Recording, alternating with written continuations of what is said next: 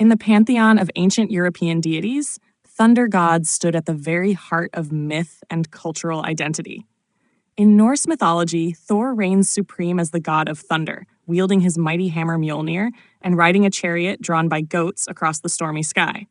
But to the south and east of the Norse world, the Baltic peoples worshipped a thunder god of their own, Perkūnas, also spelled Perkonis in some dialects, the fierce and just wielder of lightning, revered by ancient Lithuanians, Latvians, and Prussians. Though not part of the Norse pantheon, Perkūnas stands as a powerful parallel, reflecting deep Indo-European roots and mythic connections that bridge cultures and traditions. Perkūnas is the Baltic god of thunder, rain, storms, fire, and fertility, often seen as the protector of the natural world and the divine enforcer of moral order. In Lithuanian mythology, he is second only to Dievas, the sky god, and is frequently portrayed as a muscular, bearded man armed with an axe, club, or hammer, riding a chariot pulled by horses or goats across the clouds. Thunder was the sound of his wheels or the cracking of his weapon. Just as Thor uses Mjolnir to strike down giants, Perkūnas uses his weapon to strike evil spirits and demons, most notably his rival Velnias, a devilish figure representing chaos and darkness. The mythological battles between Perkūnas and Velnias mirror those of Thor against Jörmungandr or other chaotic Jötnar. These myths symbolize the eternal struggle between order and chaos, light and darkness, life and death.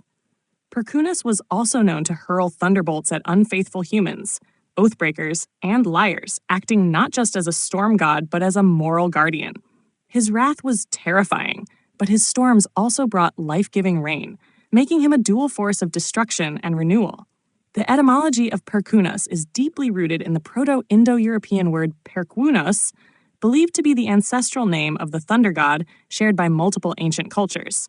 This same linguistic root gave rise to Perun in Slavic mythology, Perendi in Albanian myth, and likely influenced Thor in Norse tradition. This shared linguistic and cultural ancestry points to a time when early Indo-European tribes carried with them a common pantheon of sky gods, thunder gods, and storm spirits. As these cultures diverged, the myths evolved, but core archetypes like Perkūnas and Thor remained, thunder gods as protectors, punishers, and bringers of divine power. One fascinating similarity between Perkūnas and Thor is the association with sacred trees, particularly the oak. In both Norse and Baltic traditions, the oak tree was sacred to the thunder god, likely due to its strength and its tendency to be struck by lightning. Ancient rites to Perkūnas were often held near oak groves, and in Norse culture, Thor's sacred trees were believed to house spirits and be symbols of protection. This tree symbolism further connects these gods not only to the heavens, but to the earth itself.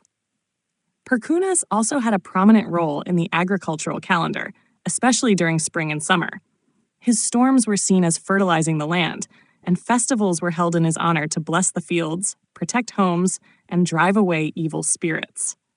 This is akin to Thor's role as a fertility god in some Norse sources, especially in relation to his influence over weather and harvests. Despite the rise of Christianity in the Baltic region, the worship of Perkūnas persisted well into the Middle Ages. Christian missionaries often condemned his worship as devilish, attempting to replace him with Saint Elijah, who similarly rides in a chariot and commands thunder. However, the folk memory of Perkūnas never disappeared. Songs, proverbs, and festivals continued to honor him, and he remains a powerful figure in modern Baltic neopaganism, particularly within movements like Romuva and Dievturiba, which seek to reconstruct and revive pre-Christian Baltic spirituality. For scholars and mythology enthusiasts, Perkūnas offers a remarkable glimpse into how myths cross borders, evolve, and reflect shared human concerns. His thunderous presence in the sky, his battles with evil, and his life-giving rains speak to a universal understanding of the forces of nature, forces that demand respect, offer protection, and punish wrongdoing.